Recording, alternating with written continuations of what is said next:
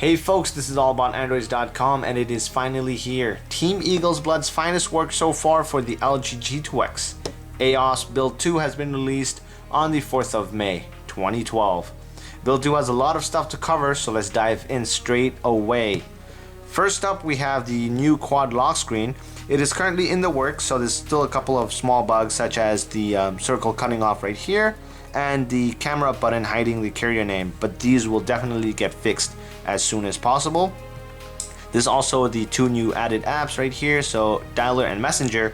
As of right now, it goes straight to the stock Dialer and Messenger, but I hope and I really wish that in the near future we'll be able to customize it, so put whatever app we want, and it basically goes to that app through the lock screen.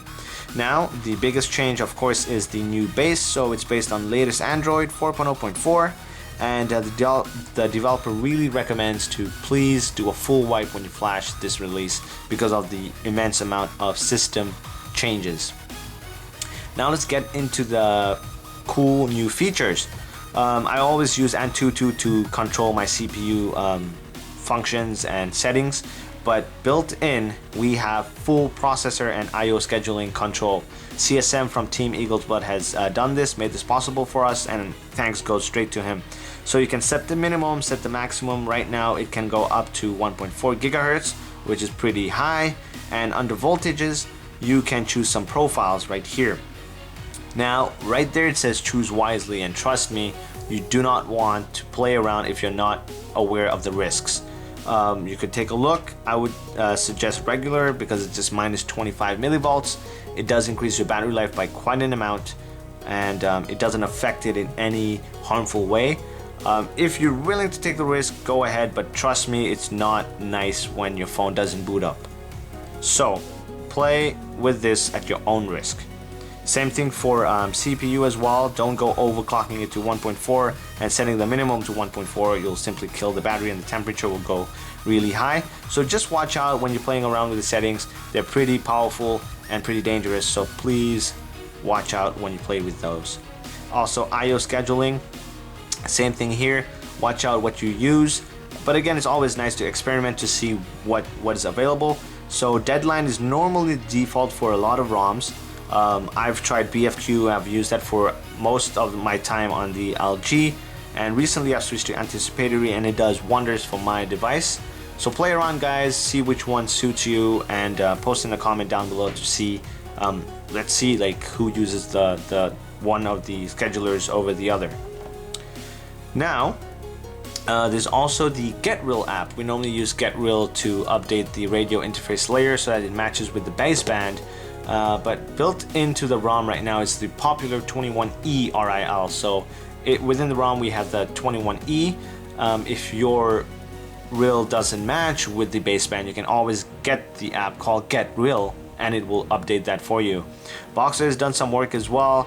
We have two new added wallpapers right here. So we got like a blaze kind of fire look and one that's a neon in color. So that's pretty nice. There's also this awesome app drawer button, which is an eagle instead of the default app drawer button. We have also a new boot animation that looks pretty nice. And let's move on to a couple of other fixes. So if you hold the power, now we have the screenshot button again, and it works really fast. Simply click and all is done. It has also been cleaned, so the bootloader has been removed. And right here you can, if you actually click on reboot, it goes and reboots the phone. Recovery goes to recovery. So that had been fixed as well. Also in the dialer, they used to have a mute fix. I mean, the mute button wouldn't work. I didn't really notice that. I've used it once or twice. I'm not too sure if it actually worked or not. But I was told that it does have some glitches, but now it has been fixed, so the mute button actually does work. And in terms of camera, I've used the camera. It works great actually. Hasn't force closed yet on me. Panorama mode actually worked as well. The issue though is camcorder. Again, do not go to the camcorder. It will force close your camera app and you will need to reboot your phone until it reloads the apps.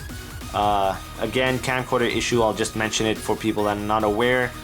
It is a driver issue, so please do not blame developers or blame LG. I mean, the company itself, what can I say about that? But once they do get the official ice cream sandwich release, we can easily port over the drivers and the camcorder will be fixed. So you guys can see that it's a really sturdy ROM, and they've released a solid release. This build 2 is a great improvement over the build 1, and from now onwards they will try to get as close as possible to get a weekly update for us. And yeah, that's basically it for this update.